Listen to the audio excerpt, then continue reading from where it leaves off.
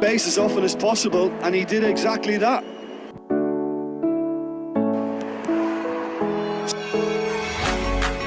A breakthrough. আসসালামু আলাইকুম gamers, কেমন আছো সবাই? তো আজকে তোমাদের ই ফুটবলে অসাধারণ এক স্কিল শেখাবো। এই স্কিলের মাধ্যমে তুমি অপোনেন্টকে কুপকাত করে দিতে পারবে একেবারেই। তো স্কিল এবং থাম্বনেল দেখে বুঝতেই পারছো যে আজকে আমি কোন টপিক নিয়ে আলোচনা করতে চলেছি। অলরাইট গাইস, আজকে আমি আলোচনা করব ডাবল টাচ স্কিলটা নিয়ে। ডাবল টাচ কিন্তু ই ফুটবলে বেস্ট একটা স্কিল। এই স্কিলটা দেখায় কিন্তু অপোনেন্টের প্লেয়ারকে কিন্তু কুপকাত করা সম্ভব। এই স্কিলটা দেখানোর মাধ্যমে তুমি কিন্তু তোমার অপোনেন্টের ডিবক্সে খুব সুন্দরভাবে ঢুকে পড়তে পারবে। তোমার অপোনেন্টের ডিফেন্স লাইন যদি অত্যন্ত শক্তিশালী হয়, তবুও কিন্তু তুমি অপোনেন্টের ডিফেন্স লাইনটা এভাবে ভেঙে দিতে পারবে। তো স্ক্রিনে দেখতে পাইতেছো কতটা স্মুথলিভাবে আমি ডাবল টাচ স্কিলটা দেখাইতেছি, আর এটা কিন্তু এক একটা গেম প্লে, আর এগুলো কিন্তু সবটাই অনলাইন ম্যাচ। তো দেখতে পাইতেছো কতটা স্মুথলিভাবে কাটিয়ে আমি গোল দিতেছি। তো খুব সুন্দরভাবে সামান্য এই ভিডিওর মাধ্যমে কিন্তু তুমি এই স্কিলটা শিখতে পারবে। নতুন একটা আইডি করছি, তো সবাই সাবস্ক্রাইবটা করে দাও। ওকে, তো চলো আমি তোমাদেরকে শিখাই দিই কীভাবে তোমরা ডাবল টাচ স্কিলটা দেখাইবা। তো চলে যাচ্ছি আমি ডাবল টাচ স্কিল শেখানোর জন্য। তো তার আগে আমি এখান থেকে ডাবল টাচ স্কিল যেটা করবো সেটা আগে দেখিয়ে দিই। দেখতে পাইতেছো এখানে মেসিকে দিয়ে আমি এখানে কাটাবো। দেখতে পাচ্ছি অসাধারণভাবে মেসিকে কাটিয়ে নিলাম। তো এইটা কীভাবে করলাম সেটা দেখো। তো চলো দেখানো যাক how to perform double touch like pro.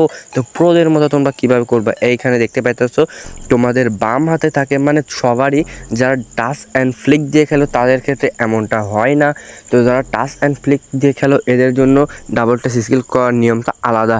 এবং যা ভার্চুয়াল প্যাড অর্থাৎ এরকমভাবে যা আগে নাম ছিল ক্লাসিক, তো এইটা দিয়ে যারা খেলো তাদের বাম হাতে থাকে জয়স্টিক বাটন এবং ডান হাতে থাকে কিন্তু 4টা বাটন, যেমন short button, throw button, pass button এবং ড্যাশ বাটন।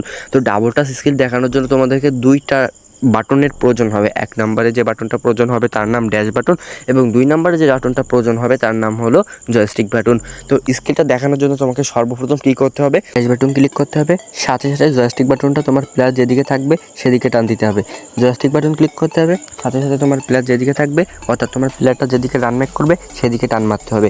দেখতে পাচ্ছ সেখানে লিওনেল মেসি, তো লিওনেল মেসি কিন্তু সামনের দিকে যাইতেছে। যখন আমি ড্যাশ বাটনে ক্লিক করবো এবং জয়স্টিক বাটনটা সামনের দিকে টানবো, এর ফলে কিন্তু আমাদের এই যে ডাবল টাচ স্কিলটা দেখানো হয়ে যাবে। তো এইভাবে কিন্তু তোমরা ডাবল টাচ স্কিলটা দেখাইতে হবে। সুন্দরভাবে একটা কাটিয়ে নেব। এইখানে দেখতে পাচ্ছ আমি ড্যাশে ক্লিক করছি এবং আমাদের জয়স্টিক এটা সামনের দিকে টানছি। আর এই জয়স্টিকটা তোমরা কোন দিকে টানবা, তোমার প্লেয়ারটা যে দিকে রান মেক করবে।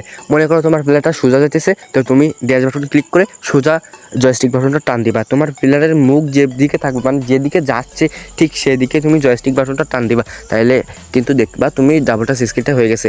আর এটা করার জন্য তোমাকে অবশ্যই একটু ডিস্টেন্স মেনে চলতে হবে।